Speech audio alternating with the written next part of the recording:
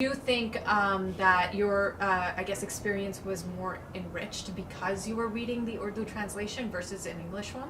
Yeah, absolutely. And I think there's 2 points. One is that it's starting to happen in America where people are making the same mistake of associating Islam only with Arabic. Yes. And I think that's a really tragic mistake because we can think about Islam as a boat and culture or the different languages as rivers. Interesting. Because there's a reason why all these scholars are composing in their local languages, right? And how it allows Islam to kind of be infused in the culture. When Rumi writes his massive collection, he chooses to write in Persian, even though he's fluent in Arabic. Yes. Why did he choose that? Yeah. He could have written in Arabic, and I think that's become and for me, learning Urdu was so important. For example, accessing Iqbal or Mirza Ghalib and seeing how they understood Islam, right? Which is so important because I think about Islam as a layering of history. Got it. That you shouldn't just reach across millennia, but rather you should kind of link yourself to your parents and then to your grandparents, and back to the Prophet. And this is the idea of the sanad, what we call in madrasa, or the chain. Right. So that when you learn knowledge, all of my knowledge, we can all trace it back to the Prophet. Right. So which is that I've learned this hadith from X, who learned the hadith from X, who learned this hadith from X, all the way back, and that's what's different. We don't know that with the New Testament. Right. We know that it appeared at some date. Yeah. We don't know who conveyed it. We don't know who narrated it. Right. With the Quran and the hadith, not only do we know every single narrator, we know every single biographical detail about that person's life. Yes. And we have thousands and thousands of books written on the science. Right.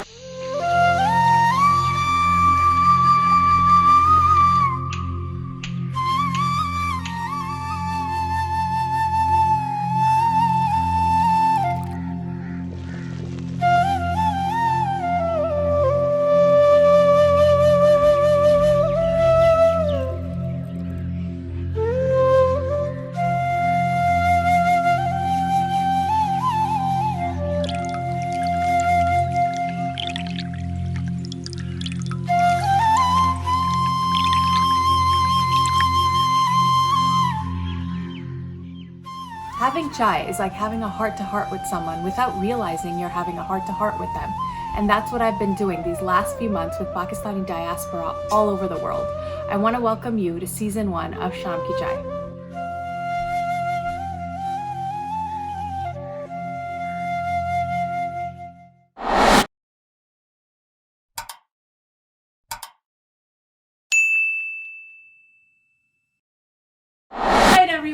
Assalamualaikum everyone, my name is Nitasha and welcome to another episode of Shaam Ki Chai. I am here with Saaleh Baseer, who is a mufti in training. The only mufti in training that I know, the first and probably the only mufti in training that will be on the show. So thank you so much for coming and we're excited to have you on. Assalamualaikum, thank you so much Natasha for having me. Really thrilled to be on the show and really glad that you're showing this project because I think we need to move past, just Coke Studio and Bhangra as Pakistani culture.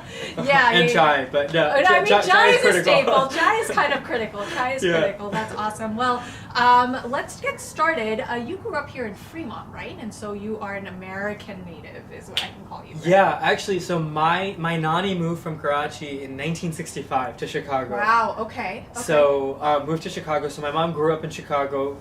First language is English, second language is Urdu, and then my parents moved to Fremont in 1994. I was 1 year old. Wow. Okay. But yeah, so kind of moved in I would say the mid 90s, but it's also interesting because I was actually talking to my dad about this, but in the 80s, a lot of the kind of the early Silicon Valley emigres were mostly Pakistani. Oh, that's interesting. They actually beat the Indians. No. So like IBM, like a lot of like the higher up. So kind of like the Saratoga Pakistanis or like the Danville Pakistanis. Yeah. Those guys came in the 80s or the 90s. And I think this was probably a time when Karachi and Lahore probably had a much higher kind of quality of education. Yes. For this. And obviously something happened. Yeah. Oh, that's really interesting. Okay, so what was life like at home? Was there a huge focus on religion, and that kind of aligns up with your career choice? Yeah. So my dad kind of came to America, not really religious. Grew up watching Amitabh Bachchan. I think as a lot of people did during that era. Everyone does. Yeah. Amar Akbar Anthony, etc. Can quote dialogue from that, and I think he came to America with this vision or this fantasy of what today people in Pakistan see from Netflix as America, a kind of similar where you know, you can get rich fast, do anything that you want, and everything's easy, and you don't have to do anything. Yeah. But obviously that's not the case. Right. And I think after my dad had come here and seeing the kind of really militant capitalist nature of America, Right. had kind of become disenchanted with it. Yeah. And I think because of that, he needed an anchoring Got it. or an anchorage, and for him that was Islam. Okay. And so he actually, when I was born, he was not religious, but Okay. when I was 4 or 5, he became religious. I remember that because I was eating Lucky Charms at home, and he comes home, and then he was like, you can't eat the Lucky Charms anymore. Okay. because there was gelatin. There's gelatin in there. Yeah. Which is, I still remember that. Because you're like, that's my Lucky Charms. What the hell? Favorite cereal. That's my favorite cereal. How do you I guess wrap your head around that as a 5-year-old? I think I was able to do it because my dad was very kind about it. He wasn't he didn't just walk in, you know, inside the house as though I kind of made it seem like that. He didn't just walk inside the house and say, Saaleh, you can't do this anymore, and you can't do this anymore. But it was just like, hey, like, you probably shouldn't, you know, you can't eat this, but like, hey, like, let me buy you a different video game to ease the pain. Offset it. Okay. Yeah. Oh, that's awesome. And so then you grow up and you eventually go to Madarsa, and so you memorize the Quran. Yeah, and so my dad first sends my older brother to Hifz, Right. and he memorizes the Quran, Yeah. and then I see all this kind of attention and all these gifts, like he has like an Amin, I think we call it. Ameen's, right? Yeah. And dude, he's like 12 years old, and he gets like $9,000 from like the Khandan. Oh my gosh! Family. You're like, I want that. You know, and like, dude, like he buys like every like video game system out there. Nice. Okay. As I talk a lot about video games, I was like a big gamer. Sure. Yeah. Of course. Yeah. Like we were allowed to do much, but my dad was. But and like I think that's very important. That, look, hey, if you raise a religious kid, then for the permissible things, give them like, you know, carte blanche. Just let them do it. Yeah. And so for me, I actually never really cared what my cousins were doing who did not grow up religious, because you know, for the stuff that was permissible, my dad really just like, hey, like, here's how, like, you want a game, like, let's go out and buy it. Got it. You know, like that kind of thing. Or like when you want to go see Harry Potter opening night at the movies. Yeah. Let's go. Yeah. You know, so it was. You know, it was just like, okay, like, I'm not allowed to do the other stuff, like stuff I am allowed to do. My dad goes out over and above to make sure that I do it. Right. You know, like, I remember, like, when the Nintendo Wii came out. Yeah. You know, for 3 weeks back to back, my dad stood outside with me for like 4 or 5 hours. Wow. Okay. You know, just being like, go get the Wii. Yeah. Go get the Wii. And I was like 12 years old, but you know, but like, sure, I couldn't go to prom, but like... Yeah, I got the Wii, so prom is awkward anyways.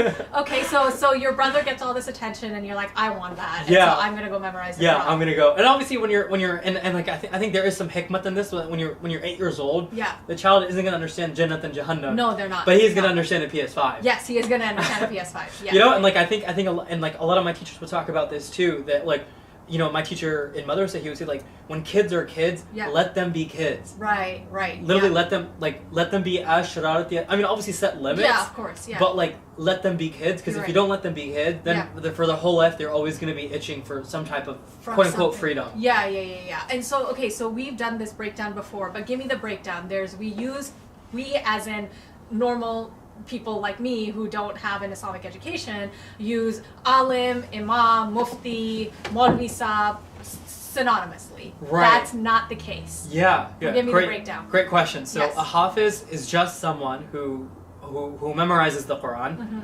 चाहे कि वो माना समझ में आता है या नहीं. Okay. Right? Yeah. And then you have a Maulana, a Sheikh, and an Alim in the second category. Synonymous. Maulana, Sheikh, Alim. So I would say, you know, first vertically you would have a Hafiz, and then Sheikh, Maulana, Alim horizontally. Horizontal, got it. Right? And these are people who have gone through a rigorous Islamic education between 5 to 8 years. Got it. Who obviously have studied Arabic, have studied tafsir, commentary, hadith, the sayings of the Holy Prophet, peace and blessings be upon him, logic, philosophy, law, legal theory, etc. Got it. And then above that, you can call it the postgraduate or the fellowship. It's a master's program? Right, master's / PhD, where you can specialize in law, which is what a mufti is. Right.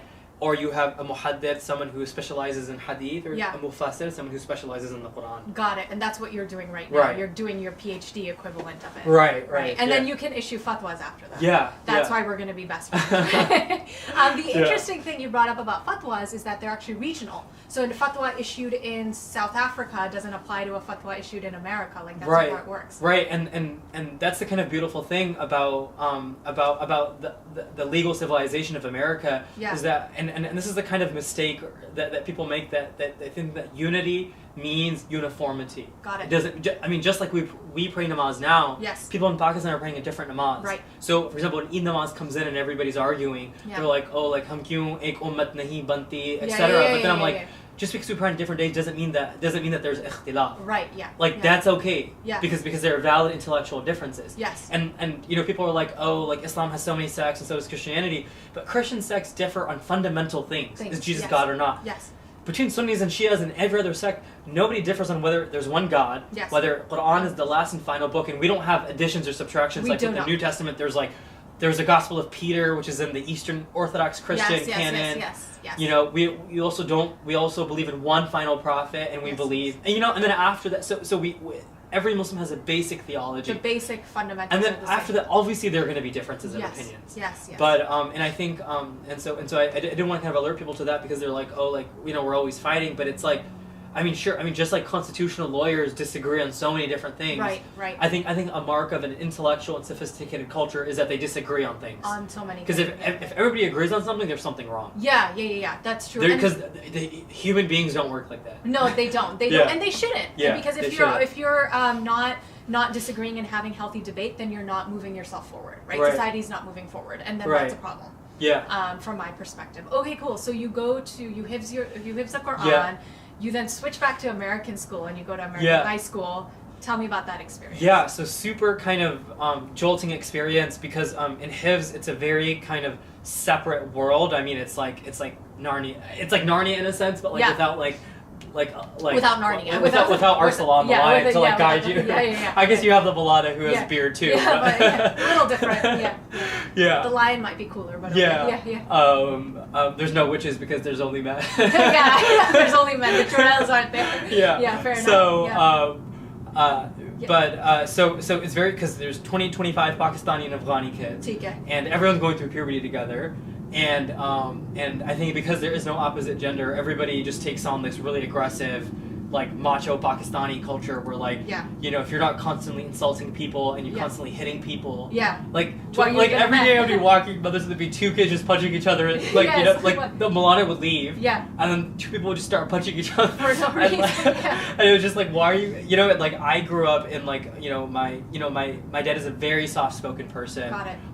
You know, I have 3 sisters, very close to them growing up. I Right. was a very kind of more soft-spoken person. Yeah. So when I went there, I never really saw that growing up, and I was there, and like as much as I tried to kind of imbibe, because all the cool kids were doing that. By Yeah. cool kids, I mean like weird Pakistani mothers. Yeah, you're not really cool, but because, cool from Madarsa. right? Yeah. Because like in a blind man's land, a one-eyed man is king. Yeah, right? exactly, And I felt yeah. like that was what's going Yeah, on. yeah, that makes But sense. anyways, and so I really tried to, as much as I tried to kind of imbibe or internalize those characteristics, I really wasn't able to, Right. because I just grew up so differently. Right. But then going back to high school was super jarring, just because of the fact that again, you don't know what clothes to wear, you don't know Yeah. what music people are listening to. I mean, Yeah. you've just grown up listening to imams in Makkah. Right. You know, right. because you know, as a kid becoming a hafiz, it's kind of weird to listen to music at the same time. Yes, I'm, yes. I'm not saying that music is haram. I'm just saying when you're in that stage, Yeah. it's just you're just not doing it. yeah, because it also messes up with like your memorization process. Right. and, Right. you know, Yeah. And but you know, just even just kind of so when you go back to high school, I mean, you don't, that Venn diagram that you're supposed to have with other people. Yes. I mean, already you're a brown kid, you know, You're and you know, I went to a really kind of snooty high school. Okay. And you know, and there was already weird frictions between like the Indians and like the Chinese and the Yeah. Koreans, and, Yeah, you yeah. know, but everybody had like a rich dad who worked, you know, in The Valley you High know, School experience. Right, Right. yeah, you can probably see that from my accent. But IPO, billionaire, Yeah. unicorn son. Yeah. and so I just had like a totally different set of experiences throughout Right. middle school, and so it was kind of really tough for me to kind of carve out my own space. And Got it. even though we did have Muslims and we did Yeah. have kind of like a pretty large Pakistani community, Yeah. I mean, they don't know. I mean, a 13-year-old Pakistani can grow up in he doesn't. I mean, Yeah, here they he have doesn't no know what a madrasa is. Yeah. You know, Of so course. like the only place I really kind of, or like the only time I really kind of felt at home was during Jummah. Got it. You know, and Yeah, we used to have it, you know, in our AP psychology classroom, and you know, we would have Jummah. Yeah. So, Got it. Yeah. Okay, so you're adjusting to this high school life. I guess culturally and socially it's very interesting. And then you decide to further continue your studies in Islam, Yeah. right? And actually go to South Africa. for an education. And so let's talk a little bit more about that, and why you chose the path of studying Islam and why South Africa. Yeah, so I have 4 older siblings. They were all at Berkeley at this time. Yeah. And I realized that, I saw scholars in my community, and I was like, I kind of want to engage with Islam like this. Yes. Although obviously I was hesitant because my friends were applying to colleges, and obviously there's that excitement. Yeah. And so I decided to kind of move to South Africa over, let's say, an Arab country, just because of the fact that the Arab Spring was going on. Got it. And so all the major centers of Islamic learning, let's say Syria or Egypt, were all kind of undergoing some type of revolution or other crisis. Right. And in our heads, India, Pakistan, nobody really wants to, 18 years old, nobody wants to move to India, Pakistan because of not because we're right in thinking that it's a bad place. It's that people paint a bad image. Right. And I don't think we as Pakistani Americans do a good enough job in repelling that image. Yeah. One interesting thing you brought up is that most of the Hanifi School of Education is actually in Pakistan. Yeah. I think that's fascinating. Why is that? Yeah, so great question. Great question. So the reason is that, historical and geographical, but because of certain political developments in the 20th century, namely because Hanafis are mainly concentrated in India, Pakistan, Bangladesh, Afghanistan, Uzbekistan, Turkey, and parts of Iraq. Okay. And because of the various secular regimes of Turkey, Uzbekistan, and Iraq, and because of the kind of crises in Afghanistan, may Allah help them, Hanafi scholarship was not allowed to thrive in those countries. I see. And so, we can talk a lot about the limiting of freedom of expression, but for whatever reason, Islamic scholarship was allowed to prosper, to the point where hundreds and thousands of books have been written in the past just 100 years. For Hanafi scholarship in Urdu, which is so incredible. So people talk about how come Pakistanis aren't writing books? Well, do you only consider a book if it's like Mohsin Hamid, or do we consider any type of knowledge as book? So I think there's some type of secular bias when we talk about even the concept of a book or even knowledge. Right.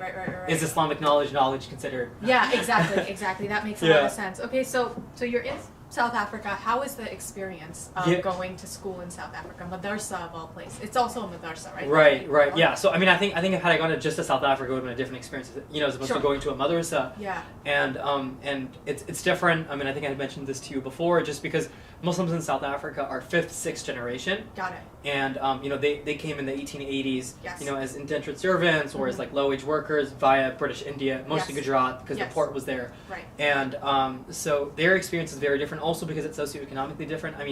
90% of Muslims in South Africa are incredibly wealthy. Got it. That started to change because more immigration has started from other countries. But the core South African Muslim community is extremely, a lot of wealth concentrated in that demographic. Yeah. But also because of that, and I think they didn't allow kind of culture to kind of carry Islam with them. Not to say that practicing Islam is bad, but I think that the experience that you get with culture and Islam fused together can be a much more, engaging and enriching experience. Yeah. So, but that wasn't really an issue because we actually weren't really allowed to leave the mother supremacies. Okay, because it's also dangerous. Oh, interesting. And so there's a very high mortality rate. With guns. Oh, interesting. Yeah. Okay. So we weren't really allowed, just mostly for safety issues. Yeah. So, but also everything is in Urdu. That's fascinating. Yeah. Okay, so did you speak Urdu when you went there? So I knew, and I told you this before too, but I only knew 5 words. So chappal, badmash, badtameez, salan. The important words to survive in Pakistan. Yeah. And so I, and again, I was so confused because it was you want to come and study Islam, and then you're like, wait, aapko Urdu parni hai. Yeah. So you learned to read and write in Urdu during that process. Yeah. Do you think that your, experience was more enriched because you were reading the Urdu translation versus an English one? Yeah, absolutely. And I think there's 2 points. One is that it's starting to happen in America where people are making the same mistake of associating Islam only with Arabic. Yes. And I think that's a really tragic mistake because we can think about Islam as a boat and culture or the different languages as rivers. Interesting. Because there's a reason why all these scholars are composing in their local languages, Right. and how it allows Islam to kind of be infused in the culture. When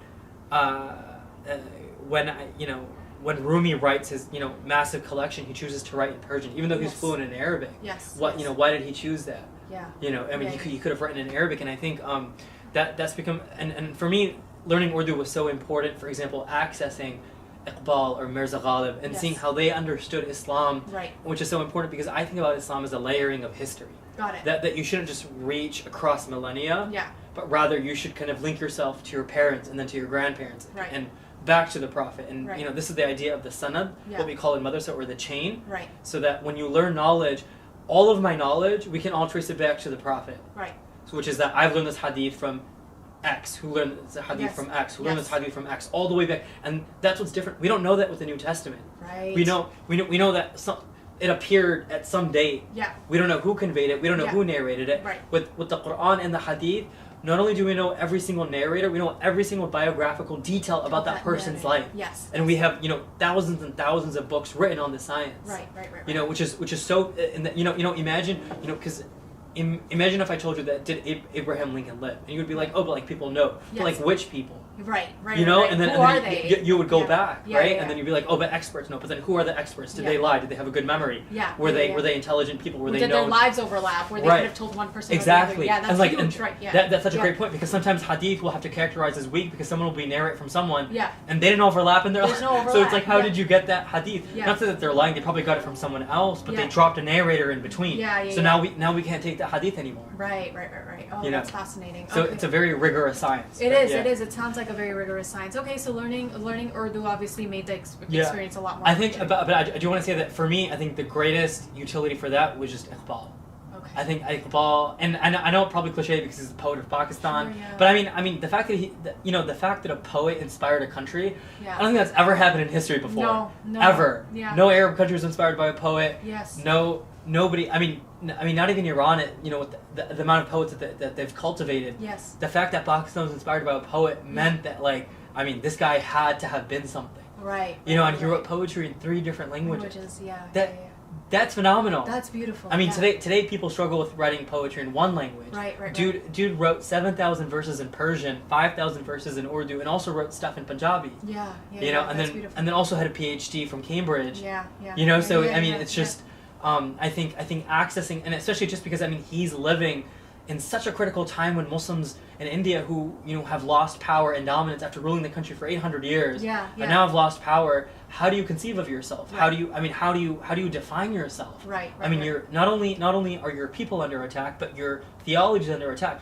The British are not attacking Hinduism or Sikhism. Right. They're attacking Attacking Islam. Islam. Because again, as I think I mentioned this before, whenever a British person or American person talks about freedom or liberalism, they're always like, alhamdulillah, or thank God we're not Muslims, or thank God because the Sharia is so intolerant. Exactly. So- But that's not, and it shouldn't be because that's not what our religion preaches. But somehow Right. it's molded into that, Right. which I think is interesting.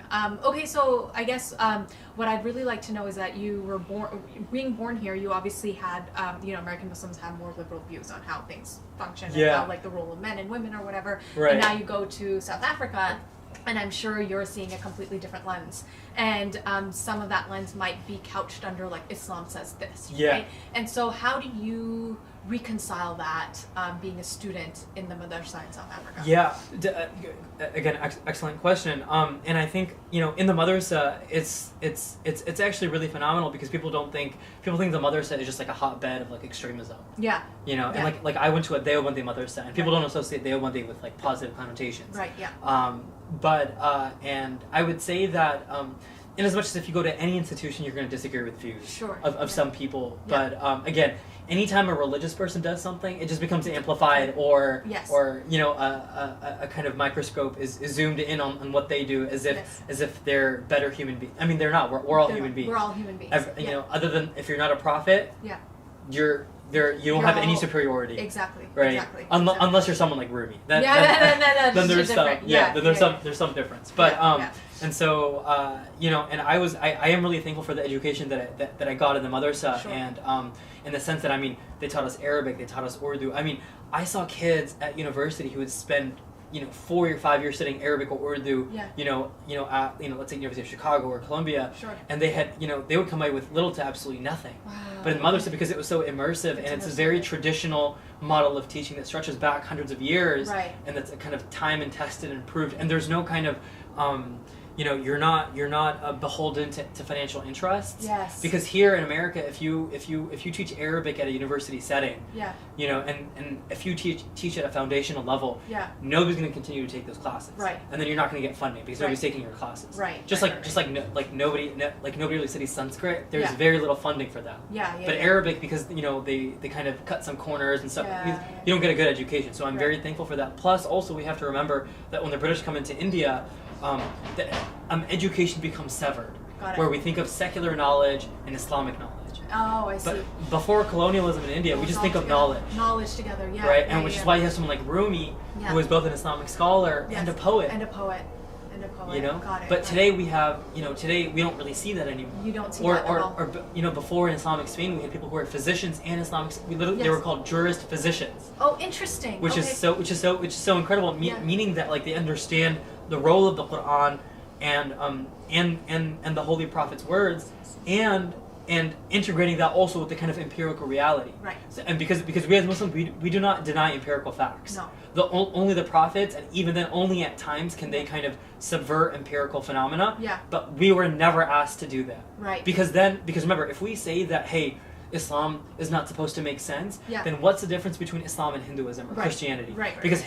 Because Hinduism and Christianity say that you should believe because you should believe. Yeah, that's it's just There's no circular questioning. argument. Yeah.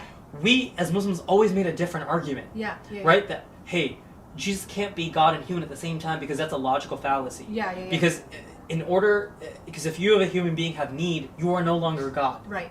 Right? Or and Hindu theology is making this, similar kind of logical, untenable claims. Right. And the difference about Islam, and the reason why so many people are able to come into Islam, because, dude, if you had a debate between a Muslim theologian and a Christian theologian, I mean, you just swept Yeah. the floor with them. Yeah. Because you just explained that, look, how do you logically prove that? But like, oh, but we don't believe in logic. But then it's like, why believe in anything Why at that believe point? in it? Yeah, if you're not Because believing in logic, yeah. if I deny a natural truth, Yeah. if I deny one natural truth, then You what's can going to stop me deny from denying any other natural truth? Right? Yeah, And then yeah, it just becomes arbitrary. Right. Okay, that's fascinating. But yeah, sorry. But and then coming back to Madrasa, so yeah, and I think there were a lot of opinions that I disagreed with. Right. But the quality of education was so high in Got it. terms of Arabic, Urdu, law, legal. I mean, the stuff that we learned within 2-3 years, Yeah. you wouldn't learn even if you learned it. I mean, I'm doing a master's, and I'm so grateful for my education at the Right, Madrasa because they're American kids who are doing Islamic studies PhD. I mean, Yeah. half of them are Americans, and Yeah. I mean, I look at their level of knowledge of Islam, and they've been doing this for 8-9 years. That's insane. But Yeah. just because it's so much more immersive, and again, this model has been tried and tested from West Africa to India for Right. 1,000 years. Right. So the accretions, the educational accretions are really, really, really intelligent. Yeah. But again, one story that that I always tell people was that a teacher told me that women couldn't work, and okay. I was hurt by that because my mom, not hurt, but I was conflicted by that Yeah. because my mom was working and she was and she was funding me Yeah. to study. She's the reason you're at the Madrasa. Yeah, so I was like, what is like, the tuition money that I give you? Yeah, Are you yeah. saying that's It's haram? haram. Like, are you Yeah, telling me yeah, I should have yeah. given it to you? Yeah, Like, yeah, what's going on? But then they were like, no, but like, there's no reason for women to work, etc. But then I was like, what about in, countries that have been kind of stricken by tragedies, let's say Iraq and Afghanistan, and we make dua that Allah eases their conditions. I mean, yeah. And, we all read, horror stories growing Yeah, up of, yeah. of women whose husbands were killed because of XYZ reasons, and they had to kind of resort to unfortunate things. Yes. And I say, what do you do in those situations? Yeah. And then they said, how does Allah feed the birds? And Yeah. and I do want to say that this is not a kind of standard religious argument. Right.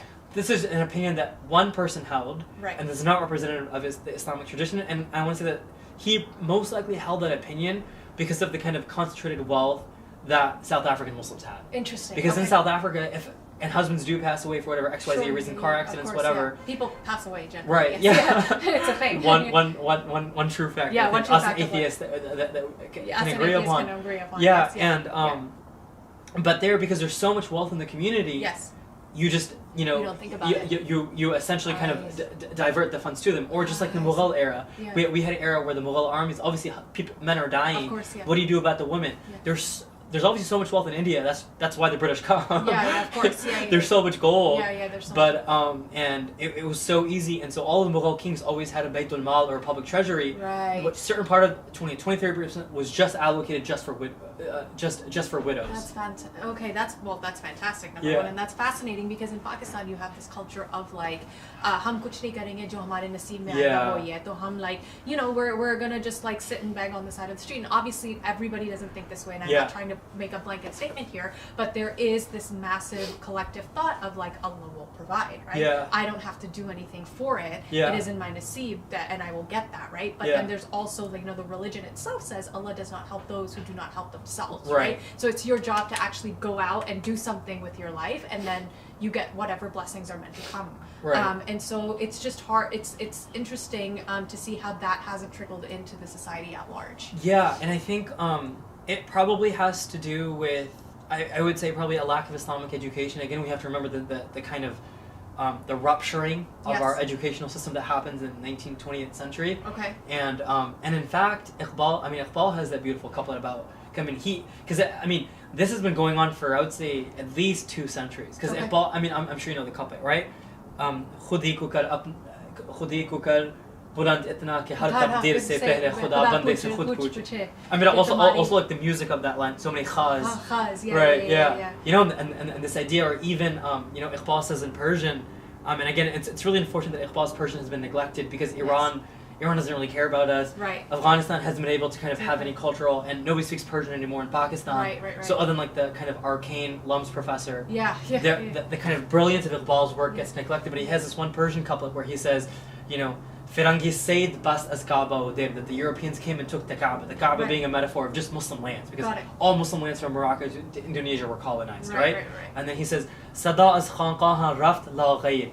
That he says, I told the Sufis, the Khanqas, that look, the Europeans have come. They said, don't worry about it. They're just like us. What's the difference? We're all human beings, etc. They're not going to do anything. And then he says, Hikayat Pisha Mullah Baz Gufta. And he says, I went to the Maulanas, the Mullah. He says, I told him this tragedy. He says, Dua farmud ya Rab aqibat khayr. Got it, yeah. He did just make dua that Allah let us have a good end. He didn't do anything. Yeah, he didn't do And this is the idea of Iqbal's khudi, that khud karo. Yeah, do something. Yeah. Right? And be ready, because Islam didn't spread by people just making dua sitting at home. Yes. Right?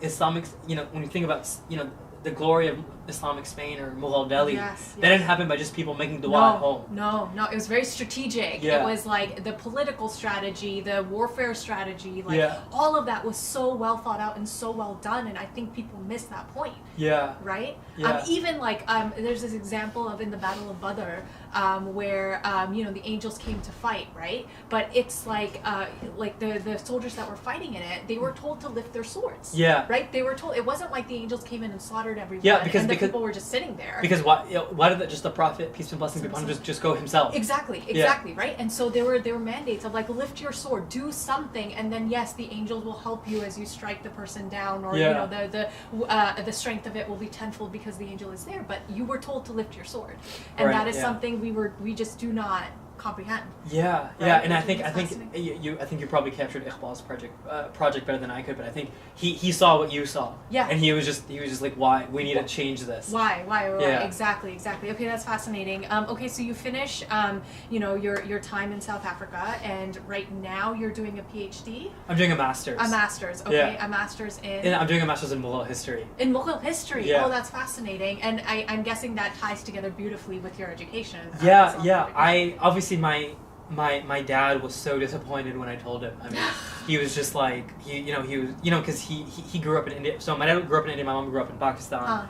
I identify as kind of both, but more Pakistani than I would say. We kind of grew up more Hyderabadi Indian, but kind of Hyderabadi as that culture trickles into Karachi. Sure, yeah. Because I think Karachi Hyderabadi culture is a little bit different than Indian Hyderabadi culture. Yes, and it's the absolutely. same people. Yes. But there's some nuances. Nuances there. Yeah, exactly. And although they still think that Hyderabadi biryani is better than Sindhi biryani, yeah, even though they live it, yeah. I think we're gonna always have biryani wars. I don't think we can ever win that. It's a mark of intellectuality. I think. It absolutely is. It's biryani after all. Yeah. So your dad was very disappointed. Yeah, because he was just like, I left India and you're studying these dead people. I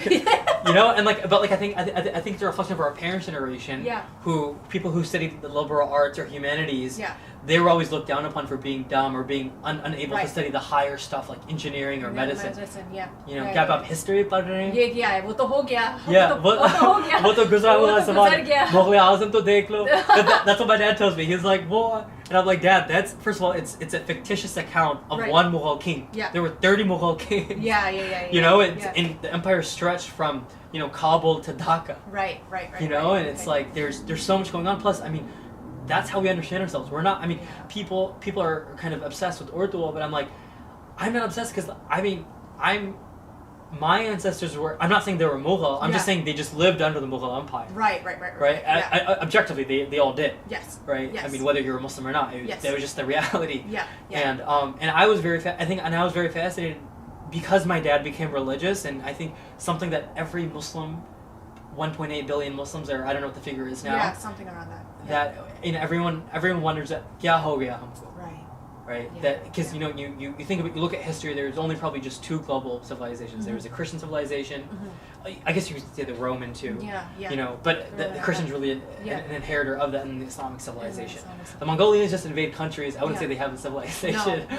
So yeah. Oh, that's fascinating. Okay, and so I actually got to know you through mutual friends, obviously, but through your Insta stories. And so I thought it was fascinating that you would go onto Instagram and you would, get people to send you all these like questions around Islam and stuff and answer them. And so, what are some of the trends that you see in like American Muslims our age? Like, what are they thinking about? What are they asking about? And where do you see this going? Like, where are we headed based off of what you're seeing? Absolutely. I think just because of the shifts, the social shifts that have taken place in America, that's being reflected in people's relationship with Islam. So people are curious about kind of feminism or LGBTQ stuff. Where does all this stand in vis-a-vis Islam? Right. But also people are also interested in the kind of everyday aspects of life. Can I Right. pray with nail polish? Can I, can I smoke vape while fasting? This is a boy asking. Yeah. Yeah. Yeah. Okay, yeah. And and so because of that, I think that's reflected. But I think I'm very excited because our generation, just because of the access they've had to social media or different scholars and kind of just YouTube and Twitter, the questions that they're asking are probably much more deeper than let's say our parents would have asked. Got it. Which 10 years ago might have been a problem, but I think I'm very excited for my contemporary scholars that I'm starting to see, where because anytime a challenge has erupted in the Islamic world, Islamic scholars have stood up and kind of added another scaffolding to their religion. So we think about Imam Ghazali, let's say, etc., or even Iqbal. Right. And so, and I'm excited because I think once we kind of traverse these challenges, you just add another scaffolding to the theology, and Islam has never been able. Or has ever been unable to kind of deal with it. To deal with that. And I feel like, and I have to ask this, and I know this is going to be controversial, but I'm sure the LGBTQ topic comes up quite a bit. Yeah. Especially living here in the Bay Area of all places, Yeah. right? How do you answer those questions? How do parents answer those questions when they come up with kids? Yeah, absolutely. Great question. So I try not to answer it online just because online is a kind of testy place. Sure. It's really hard to kind of, because people feel attacked, which is understandable. You can't really convey human emotions online. Right. as you can, Barahe Rast. Barahe Rast. We were talking about this. Yes. So and so because of that, I try to talk about in person, and whenever somebody comes up and tells me, and the first thing I say is that, look, hey, Islam is not about how you feel, but also this is not to discount that those feelings are valid. Got it. And that those desires are definitely biological or genetic, not genetic, or part of your DNA, etc. Right. And definitely a scientific reality. I mean, Islam acknowledges that. Yeah, Islam right from the beginning, but Islam outlawing it said that, hey, this is a real thing. Yeah, it right? will happen. You're right, it will happen, and I know people don't want to hear that it's that it is outlawed, but we have to be sincere to our tradition. Right. And this is something that is clearly explicitly stated in the Quran. In the story of Lut, Sure. People talk about different interpretations. Right. Those interpretations are kind of really just reaching. Yeah. I've seen those interpretations. Those interpretations have never been put forward in the past 1,400 years. Got it. The first time it was ever put forward was probably 10, 20 years ago. Oh, interesting. Okay. And the analogy that I give, that a counter analogy, is that if a brother and a sister fall in love. Right. And this happened. And this, for example, was a very common thing amongst the pre-Islamic Iranian royalty. Right. So that they could preserve the royal blood. Yeah, it's the right. royal blood. And so if let's say you lived in that era, would you tell them that's morally wrong? Obviously you would, but Yeah. why? But then you would say, but science says that their genetic. The children. You're right. That Right. exactly that Yeah. that genetic defects will emerge. Yeah. But then you say, okay, well, what if you mandate that they don't have kids? Yes. Right. Yes. So then So now then is it still circumvent that. right? So that but then obviously they would say like that's probably wrong. Yes. Right, and most Yes. people would agree. But then you would tell them, okay, but I mean, they feel that that's okay. Right. So who are you to tell them how to feel? Right. And right, which is the kind of same argument in LGBTQ. And I know there's other argument that they've really stood up for our rights. Yes, sure, they have. They have. Sure. Yes. I mean, we definitely thank them, but that doesn't mean that just because someone stands up for our rights that we now somehow kind of make compromises on our theology. Right, but can we engage with them? Absolutely. Got it. And so we think about the story of Lut alayhi salam. Right. When the people who did kind of have those homosexual tendencies, Right. he invited them to his house. Got it. So this is not to say that they're dirty people or No, of anything, course and not, this is not to say nothing that Islam is at stake. Yeah. We will say that it is a sin, Yeah. absolutely, but that doesn't mean that you're not Muslim, Got it. right? And we'll just say, okay, everybody sins. Yeah. But just because everybody sins doesn't mean that we cancel out Quranic verses. Right. And so in fact I would say that the prohibition for, because I mean if someone comes up and says that why can't we make incest permissible, or what about bestiality? Yeah, because some people have weird desires, or even necrophilia. Yes. I mean necrophilia has been common for 1,000, 2,000 years. Right. But then you argue, okay, what about consent?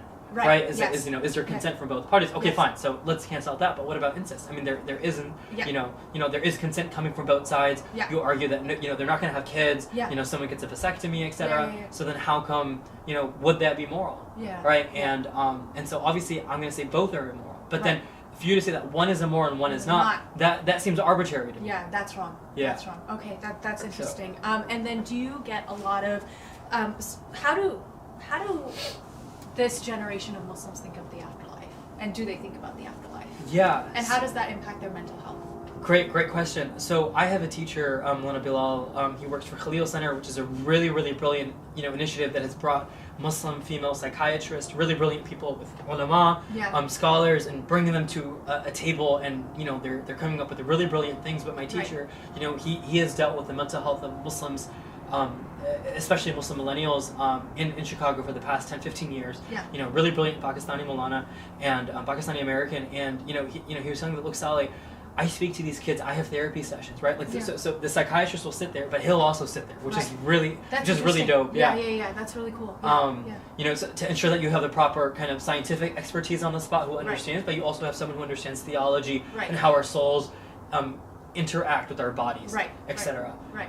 And he talks about I talk to these kids who are suffering from these issues, and they can't get out of bed and they're having suicidal thoughts, and he was like, these people don't have an internalized reality that there is an afterlife and we're all going to stand on the day of judgment, and there is going to be moral compensation or accountability. I was saying Urdu, hisab kitab, right? And that Allah हमसे पूछेंगे कि तू हमने क्या किया, और फिर ये जो गम हमने जो महसूस की उस पे हम पे जज़ाए खैर देंगे. Right? Yes. That we will be rewarded for that. And that there is a God, that there is a creator who is watching every single kind of second of us, of our lives, and that it's not we're not deists where we believe that we have a kind of an abstracted relationship with God, or that we're Christians that we believe that we have to go through priests. We have a direct relationship with God. Allah says, وَنَحْنُ أَقْرَبُ إِلَيْهِ مِنْ حَبْلِ الْوَرِيدِ. We're closer to them than their jugular veins, right? And this idea that the Prophet, peace and blessings be upon him, is coming to reestablish that every human being has equal access to God, right? That these priests, that human beings will always disappoint you unless you're a prophet. They will always disappoint you. And so, which is why that you need to develop your own relationship with God. But also, I think it's probably a lack of, and this is just because we're in stage one of our kind of immigrant Muslim phase, but that we just haven't had good Islamic education. Sunday schools, dude. Sunday schools. Sorry, I don't mean to call you dude. No, but call me dude. That's fine. But like Sunday schools, Sunday schools would, they don't hire Islamic experts. They do not. They just hire the engineer and the auntie. Okay, Quran padhao and these are your 5 pillars and go home. So and a lot of these people, so that means that they didn't have a kind of rooted understanding of the religion. Got it. So that wasn't passed. Yes. You know, so like I'm sure you notice this too when you talk to your parents. Yes. They have such a deeper knowledge of Islam than our contemporaries. Yes, they do. Even though we have access to social media, we have Yes. access to online books. Yeah. They didn't have access to online books. Right. But like they just, I mean, my nani knows all these random du'as. Yeah. You know, how is that possible? Yeah. Nobody. I mean, I have contemporaries who don't know how to pray namaz properly. Right. How is that? How is like, that happening? What happened? What happened? Yeah. You know, and like I think it's, but I am very excited just because I think Muslim America has become a really fascinating place where I always liken it a lot to Mughal India. Got it. Where you have so many different ethnicities. Yes. Mughal India was really kind of one of the first melting pots that we had. Right. You know, when Spain and France and Europe was just everybody was white, everybody was Christian, Yes. everybody spoke one language. In Mughal Yes. India, you had 30 religions, Yes. 500 languages. Yes. It was every and so I think because of that, it really allowed for a really unique expression of Islam. Right. Kind of and that we as South Asian Muslims are heir to. Got it. But yeah, and I think just going back to what my teacher said, that when we think about mental health, we have to think about not just body but also soul, because that's a fundamental argument that Islam is making, that you are not just body, that you are soul. Because remember, the pagan Arabs of Mecca didn't believe in a soul. They didn't believe in the afterlife. Right. Yeah. And so that's what the Quran is making critiques of, both paganism and Christianity. Oh, interesting. That here you're giving human beings weight, even though you have some things right, but you have a lot of things wrong. Yeah. Right? Same thing with the pagan Arabs. Yeah. Burning daughters alive, Of raiding course people. Oh yeah. So many Absolutely terrible, necessary. there is some nationalism in the statement, but Sure. you ever talk to an Iranian, they're always like, the fact that the Prophet was Arab, they're like, oh, that's because they needed it the most. But I'm like, okay, but like you guys also had incest, so like, I mean, there's a lot of bad things going on in the world all everywhere. over. Yeah, nobody's perfect. Yeah. No society was perfect. Do you see mental health more on the rise in the West than the East? And why do you think that is? Yeah, so I think and so mental health issues. Sorry. Yeah. A lot of people make this critique that like, oh, how come our parents' generation and grandparents' generation don't know about mental health, don't talk about mental health. Yeah. They just say ekoi jinagai. Yeah. Right. But I don't think that's their fault. Just because I think that we had healthier societies mentally, where we had stronger family units, we had stronger, we had, because even when you go to a therapist, they'll tell you to kind of develop strong connections with someone who gives you love, who kind of hugs you, who touches you, like a mother who touches you, or a sister who hugs you, etc. And so that you yourself feel grounded, right? And so and I think a lot of the problems in America stem from this kind of individual capitalism, right? Like imagine, dude, you're a kid and you're born into a hospital, you go home, both of your parents are working, they hire a babysitter, so you're not even getting the kind of love that you're supposed to get, that only a mother can offer you, as the Holy Prophet said. That the love that a mother has, not even a father has it. Right? And then this is a kind of, again, a kind of critique of the modern gender kind of reorganizing going on. Right? That gender doesn't mean anything, but like we say no. That Allah has put a certain love within a female. Right? And Allah has not put that same love with the father. And that's probably the wisdom for why why Allah took the Prophet's father before he took the Prophet's mother. And I think or the fact the Prophet ﷺ was taken to I'm sure Halima Sa'diyah, right? And so taken from one mom to another female, and she's a Bedouin, right? Yeah, a Bedouin, right? And so. So it's the family unit that's bringing it together. So then, does Islam, I guess Islamic mental health, I guess the way that Islam deals with mental health should be more around preserving that unit, right? Yeah, absolutely. And I think we have a lot of studies that that talk about the kind of trajectories of kids who only had one parent. Not that it was their fault, but there are deep implications for that, right? That they turn out a certain way, that they're more prone to violence. And these are, I mean, I'm not just making this up. I mean, these are like actual scientific studies that you can look up about surveys and kind of demographic populations that they looked at, right? In terms of people with a single parent home, etc., and the type of education they end up getting, regardless of their race, etc. And obviously, there's going to be racism, depending on the class of society.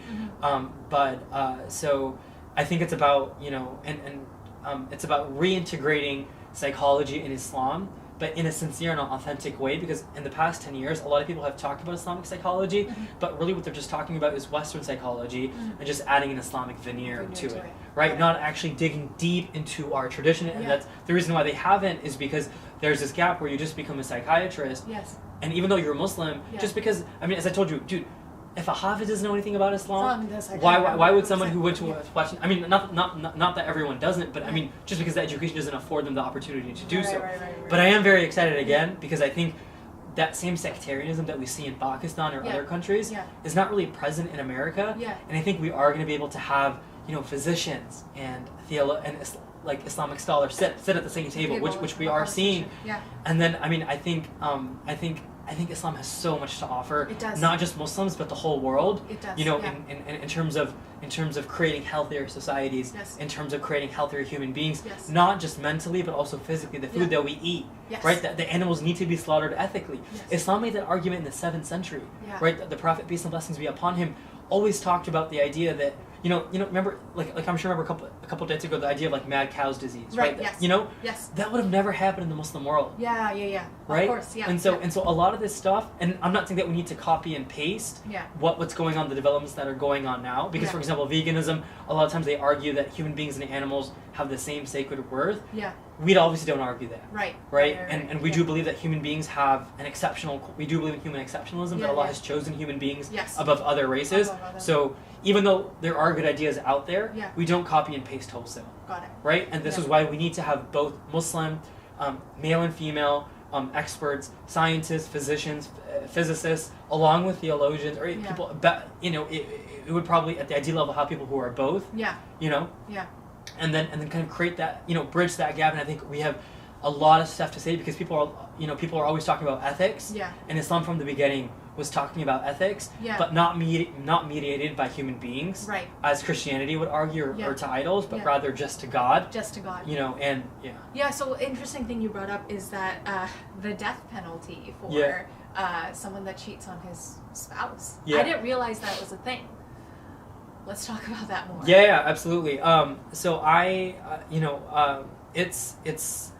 they're really, you know, you can only really die for two things in Islam. One is if you murder someone, then the other family has the right. The right to, yes. That they can also forgive and take blood it's money. Better for you to forgive. Right. And so there is that, but the second thing is that if you cheat on your spouse, so if you're married, you do receive the death penalty. If you're not married, you don't receive it. Right. But just because if you undercut the family institution, you're undercutting society. That's insane. And there are ramifications for that mentally, sociologically. Sure, yeah. Why is that not in Islamic? Like, why is that not in the Pakistani Sharia law? Because I've always heard that Pakistan society is like based off of Sharia law, and you see all of these gaps in it, and you're like, where did all of this go? Right. Yeah, and I think that probably has a lot to do with the fact that it's this idea where the state is in control of everything. And so they started with Zulfiqar Ali Bhutto, obviously kind of crystallized under Zia al-Haq, where they just picked and chose from the Sharia what they wanted, namely the penal code. And so, you know, punitive measures, hudud, etc. Without actually recoursing to the breadth of Islamic law. Got it. Right, and so, for example, blasphemy laws. You know, they were, blasphemy laws, were at best third degree level of laws in Mughal and Ottoman societies. You have barely any cases of that happening. It's not that people commit more blasphemy now. It's that it takes so much evidence to prove it. Right, and it has to happen in a certain kind of a certain kind of context. Yeah. Well, I mean, the Prophet, peace be upon him, would actually hesitate before actually punishing people, and there's so many indications of that, right? Of like you would actually have to go to him and ask to be punished in order to get punished, right? And that doesn't actually translate into the legal system there. People love power, and people love punishing. Which is obviously very different from the kind of Islamic ethos, where like less than 1% of the Sharia is probably punitive measures. I mean, most of the Sharia is like, enter the bathroom with your left foot. Recite a dua before you leave. Be nice to your mom. Be nice to your siblings. Give charity. Be a good person. That's like 99. Be ethical when you transact financially. Business dealings, like Surah Baqarah, is so much of it is about how to conduct transactions and how to run ethical businesses. And I don't think, and it's the largest surah in the Quran, obviously, and I don't think people understand that. Absolutely. Yeah. And you know, and I think it comes back to the point where knowledge becomes separated into Islamic knowledge, and Islamic knowledge is just like Quran and punitive law, and then secular knowledge is everything else. But like we need to integrate all everything of that together. Yeah. Awesome. Cool. So last question before I let you go, and I ask this for everyone because the show is called Shaam Ki Chai. What did Shaam Ki Chai look like at your home? Did you have it? And if you did, what did you guys talk about? What did you eat? What was it like? What did you drink? So my parents, interestingly, did not drink chai. Neither of them did. All right. Which is very fascinating because it seems like a staple of Islam. almost. Yes, it is. It's like some praying kind of and chai. The two things that go together. together. And yelling on the phone. To Oh, your of family. course, even though they can hear, but you need to yell because if it's an international call, how's your voice? How's your voice traveling? How's your voice gonna travel? But I think so we didn't really have chai, but I guess probably whatever kind of halal milkshakes or something that parents would make, and on the discussion or on the table we would talk about probably everything, but probably a lot more towards education because my mom was kind of preparing my siblings for college, etc. So I have 4 siblings, so a lot of stuff was going on. But if my dad did get a chance, he would talk about his youth in India. Nice. A lot of stories about Amitabh Bachchan, and also just kind of the state of the ummah. So the whole spectrum. The whole gamut. The whole gamut. Yeah, okay. yeah. Well, that's awesome. Thank you so much for being on the show. Thank you for taking the time. It was great to chat with you. I can't wait to see you start issuing fatwas and killing it in your master's degree. Ameen, inshallah. Thank you so much for having me. It was really great to have this. Hopefully this takes off. Inshallah. Inshallah, please. Pray for us. Pray for both of us. Yeah, for both, inshallah. Inshallah. And thank you guys for watching. I will see you guys next time. Take care. Assalamu alaikum. Assalamu alaikum. Assalamu alaikum.